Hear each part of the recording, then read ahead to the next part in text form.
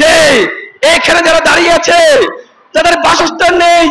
এই রাষ্ট্রের অধিকার, এই রাষ্ট্রের দায়িত্ব হচ্ছে যে প্রত্যেকটি বস্তিবাসীকে তাদের অধিকার অনুসারে ন্যায্য বাসস্থানের ব্যবস্থা করে দেওয়া।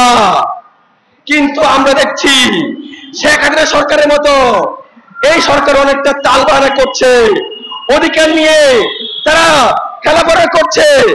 আমরা বলতে চাই ডক্টর ইউনূস সাহেব, আপনি এই দেশের দায়িত্ব এসেছেন। আমি চাই, আমরা চাই, জনগণ চাই, বস্তিবাসী চাই আপনি তাদের পাশে থাকুন এবং তাদের অধিকার বাস্তবায়ন করুন। কারণ আপনার কোনো বাধা নেই, আপনার শক্তি আছে, বিশ্ব শক্তি আছে, জাতীয় শক্তি আছে, সকল দলের সাপোর্ট আছে, জনগণের শক্তি আছে।